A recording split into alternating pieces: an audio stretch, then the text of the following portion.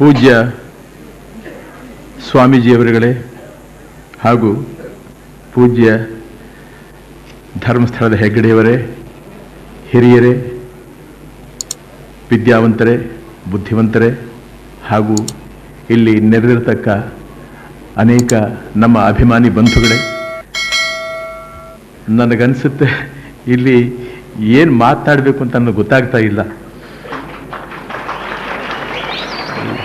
ಈ ಒಂದು ಸಭೆನ ನೋಡ್ತಾ ಇದ್ದರೆ ಇದೇನು ಕೈಲಾಸವೋ ವೈಕುಂಠವೋ ಅದೇನಾದ್ರು ಇದ್ದರೆ ಹೀಗೆ ಇರಬಹುದು ಅಂತ ಅನಿಸುತ್ತೆ. ನಾನು ಒಂದೇ ಮಾತು ಹೇಳೋದಕ್ಕೆ ಆಸೆ ಪಡ್ತೀನಿ. ಎಲ್ಲ ಮಹನೀಯರು ಹಾಗೂ ಮಹಾತ್ಮರು, ತಪಸ್ವಿಗಳು ಹೆಗ್ಗಡೆಯವರ ಸೇವೆಯನ್ನು ಗುರುತಿಸಿ ಅನೇಕವಾಗಿ ಆಶೀರ್ವಚನಗಳನ್ನು ಹೇಳಿದ್ದಾರೆ.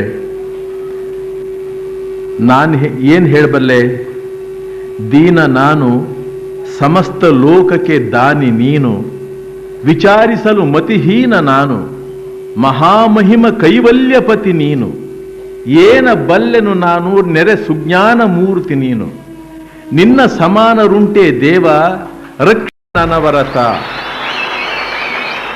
ಕನಕದಾಸರು ಇದನ್ನು ಹೇಳಿದ್ರು. ಇದನ್ನು ಮಾತ್ರ ನಾನು ಹೇಳಬಲ್ಲೆ, ಯಾಕೆಂದ್ರೆ ನಾನು ವಿದ್ಯಾವಂತ ಅಲ್ಲ, ದೊಡ್ಡ ಭಾಷಣಕಾರನಲ್ಲ, ಮಾತುಗಾರನಲ್ಲ. ಒಟ್ಟಿನಲ್ಲಿ ನನಗೇನನ್ಸುತ್ತೆ, ಹೂವಿನಿಂದ ನಾರು ಸ್ವರ್ಗ ಸೇರಿತು ಅಂತ ಹೇಳಿದ ಹಾಗೆ ಹೆಗ್ಗಡೆಯವರು ನನ್ನ ಈ ಸಭೆಯಲ್ಲಿ ಬರಮಾಡಿಕೊಂಡು ನನ್ನನ್ನು ಈ ಸಭೆಯಲ್ಲಿ ಸೇರಿಸಿ ಅವ್ರನ್ನ ಆಶೀರ್ವಾದ ಮಾಡಿದ ಎಲ್ಲ ಮಹನೀಯರುಗಳು, ಅವರು ನಮಗೂ ಆಶೀರ್ವಾದ ಮಾಡಿದ್ದಾರೆ ಅಂತ ನಾನು ಅನ್ಕೋತೀನಿ. ಇದು ನನಗೇನು ಅನಿಸುತ್ತೆ ಅಂತ ಹೇಳಿದ್ರೆ, ನಾನು ಅನೇಕ ಸಲ ಧರ್ಮಸ್ಥಳಕ್ಕೆ ಬಂದಿದ್ದೀನಿ.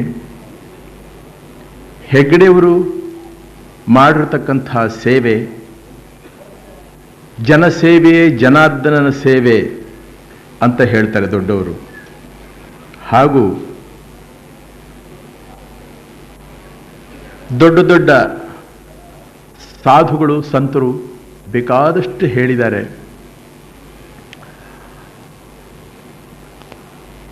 ಇವತ್ತಿನ ದಿವಸ ಅವರು ಮಾಡಿರ್ತಕ್ಕ ಸೇವೆ, ಮಾಡ್ತಾ ಇರತಕ್ಕಂಥ ಸೇವೆ, ಜನಸೇವೆ, ಜನಾರ್ದನ ಸೇವೆ,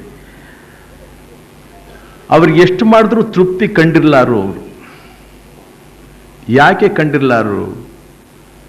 ಹೆಚ್ಚಿಗೆ ಪ್ರಪಂಚನ ನೋಡೋದಕ್ಕಿಂತಲೂ, ಜನಗಳನ್ನು ನೋಡೋದಕ್ಕಿಂತಲೂ ಹೆಚ್ಚಾಗಿ ಅವರನ್ನ ಅವರು ನೋಡ್ಕೊಂಡಿದ್ದಾರೆ.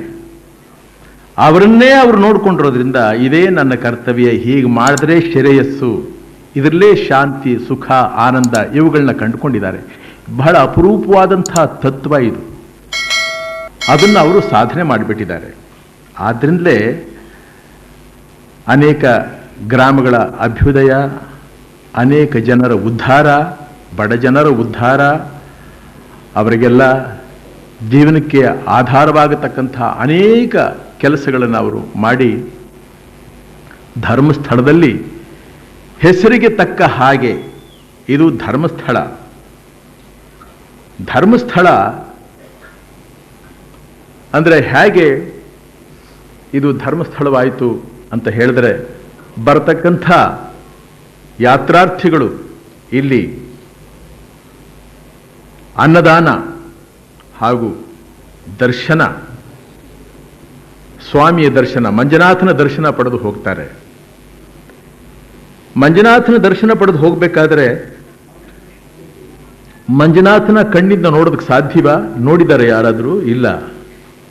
ಅದನ್ನು ಎಲ್ಲಿ ನೋಡೋದಕ್ಕೆ ಸಾಧ್ಯ? ಮನುಷ್ಯನಲ್ಲೇ ನೋಡೋದಕ್ಕೆ ಸಾಧ್ಯ. ಹೆಗ್ಗಡೆಯವರನ್ನು ನೋಡಿದ್ರೆ ಆ ಭಾವನೆ ಬರೋದಕ್ಕೆ ಸಾಧ್ಯ ಅಂತ ನನಗನ್ಸುತ್ತೆ.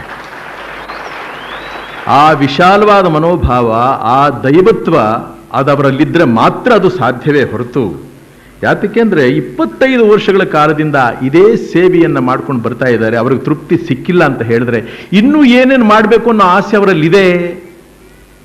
ಅನೇಕ ನನ್ನ ವಿಶ್ವಾಸಿಗಳು, ಆತ್ಮೀಯರು ಹೇಳಿದ್ರು, ಅವ್ರು ಮಾಡಿರ್ತಕ್ಕಂಥ ಕಾರ್ಯಗಳನ್ನು, ಮಾಡ್ತಾ ಇರತಕ್ಕಂಥ ಕಾರ್ಯಗಳನ್ನು, ಈ ಒಂದು ವಿಶಾಲವಾದ ಮನೋಭಾವನೆ ಬೆಳಿಬೇಕಾದ್ರೆ ಬಹಳ ಕಷ್ಟವಾದಂಥ ವಿಷಯ. ಇದನ್ನು ಮೈಗೂಡಿಸ್ಕೊಳ್ಳೋದು, ಮನಸ್ಸಿಗೆ ಹಚ್ಕೊಳ್ಳೋದು ತುಂಬ ಕಷ್ಟವಾದಂಥ ವಿಷಯ. ಕಷ್ಟವಾಗಿರುತ್ತೆ. ಅದು ಒಗ್ಗಿಬಿಟ್ರೆ ಅದರಲ್ಲಿ ಬರತಕ್ಕಂಥ ಸುಖ, ಅದರಲ್ಲಿ ಸಿಕ್ಕತಕ್ಕಂಥ ಆನಂದ ಬೇರೆ ಇನ್ಯಾತರಲ್ಲೂ ಸಿಕ್ಕೋದಕ್ಕೆ ಸಾಧ್ಯ ಇಲ್ಲ. ದೇವರು ವರ ಕೊಟ್ಟರು ಪೂಜಾರಿ ವರ ಕೊಡಲ್ಲ ಅಂತಾರೆ ಹೇಳ್ತೀನಿ. ಹಾಗೆ ಅವ್ರು ಮಾಡಿರ್ತಕ್ಕಂಥ ಕರ್ತವ್ಯ ಇಲ್ಲಿ ಬರತಕ್ಕಂಥ ಯಾತ್ರಾರ್ಥಿಗಳು ಹಾಗೂ ಬಂದು ಇದನ್ನು ಇಲ್ಲಿ ಗಮನಿಸಿದಾಗ ಇಲ್ಲಿಂದ ಏನು ತಿಳ್ಕೋಬಹುದು ಅಂತ ಹೇಳಿದ್ರೆ, ನಾವೇನಾದರೂ ಹೇಳೋದಕ್ಕಿಂತಲೂ ಕೇಳೋದು ಬಹಳ ಉತ್ತಮ, ಕೇಳಿ ತಿಳ್ಕೊಳ್ಳೋದು ಬಹಳ ಉತ್ತಮ. ಈ ಕ್ಷೇತ್ರದಲ್ಲಿ ಬಂದು ಏನಾದರೂ ತಿಳ್ಕೊಂಡು ಹೋಗೋದಕ್ಕೆ ಚೆನ್ನಾಗಿರುತ್ತೆ ಹೊರತು ತಿಳಿ ಹೇಳೋದಕ್ಕೆ ಚೆನ್ನಾಗಿರೋದಿಲ್ಲ. ಪ್ರಭು ಮಂಜುನಾಥ ಸ್ವಾಮಿ ನಮ್ಮ ಹಿರಿಯರು ಹೇಳಿದರು, ಬೆಳ್ಳಿ ಹಬ್ಬ ಆಗಿದೆ, ಚಿನ್ನದ ಹಬ್ಬ ಆಗಲಿ, ಹಾಗೆ ವಜ್ರದ ಹಬ್ಬನೂ ನಡೀಲಿ ಅಂತ ಹೇಳಿ. ಇದನ್ನೆಲ್ಲ ಕೇಳಿದಾಗ ನಮಗೂ ಸ್ವಲ್ಪ ಆಸೆ ಆಗುತ್ತೆ. ಏನು ಆಸೆ? ಅಲ್ಲಿವರೆಗೂ ಆಯುಸ್ಸು ನಮಗೂ ಕೊಟ್ಟಿದ್ರೆ ಬಹಳ ಚೆನ್ನಾಗಿರುತ್ತೆ. ಅಲ್ಲಿವರೆಗೂ ಇದನ್ನೆಲ್ಲ ನಾವು ಕಣ್ತುಂಬ ನೋಡ್ತಾ ಇರಬಹುದು, ಇವರುಗಳಿಂದ ಅನೇಕ ವಿಷಯಗಳನ್ನು ನಾವು ತಿಳ್ಕೋಬಹುದು ಅನ್ನೋಂಥ ಭಾವನೆ ಮೂಡೋದಕ್ಕೆ ಸಾಧ್ಯ. ಆ ಸ್ವಾಮಿ ಮಂಜುನಾಥ ಪ್ರಭು ಇವರಿಗೆ ಹೆಚ್ಚಿನ ಆರೋಗ್ಯ, ಆಯುಸ್ಸು, ಇನ್ನು ಆ ಕರ್ತವ್ಯದಲ್ಲಿ ಅದನ್ನೇನು ಹೇಳಲೇಬೇಕಾಗಿಲ್ಲ, ಅದು ಜನ್ಮ ಕಂಟಿರೋದದು. ಅದು ಹಾಗೆ ಇರಲಿ ಅಂತ ನಾವೇನು ಕೇಳಬೇಕಾಗಿಲ್ಲ, ಅದು ಹಾಗೇನೇ ಇರುತ್ತೆ. ಅವನ ಅನುಗ್ರಹ ಇರೋದೇ ಹಾಗೆ. ಇಷ್ಟು ಹೇಳಿ ಇಂಥ ಒಂದು ಸದವಕಾಶವನ್ನು ನನಗೆ ಕಲ್ಪಿಸಿಕೊಟ್ಟಿದ್ದಕ್ಕಾಗಿ ಈ ಸಮಾರಂಭದ ಎಲ್ಲ ನನ್ನ ಆತ್ಮೀಯರಿಗೂ, ಇಲ್ಲಿ ನೆರೆದಿರ್ತಕ್ಕಂಥ ಎಲ್ಲ ಮಹಾಪುರುಷರಿಗೂ, ಮಹಾತ್ಮರಿಗೂ, ವಿದ್ಯಾವಂತರಿಗೂ ಹಾಗೂ ನಮ್ಮ ಅಭಿಮಾನಿ ಬಂಧುಗಳಿಗೂ, ಧರ್ಮಸ್ಥಳದ ಹೆಗ್ಗಡೆಯವರಿಗೂ ನನ್ನ ಅನೇಕ ವಂದನೆಗಳನ್ನು ಅರ್ಪಿಸೋದ್ರ ಮೂಲಕ ಅವರ ಆಶೀರ್ವಾದವನ್ನು ಬೇಡಿ ನನ್ನ 2 ತೊದಲು ಮಾತುಗಳನ್ನು ಮುಗಿಸ್ತಾ ಇದ್ದೀನಿ. ಎಲ್ರಿಗೂ ನಮಸ್ಕಾರ. ಹಾಡಿ ಇವಾಗ ಬೇಡಿ, ಕಡೆಯಲ್ಲಿ ಹೇಳ್ತೀನಿ.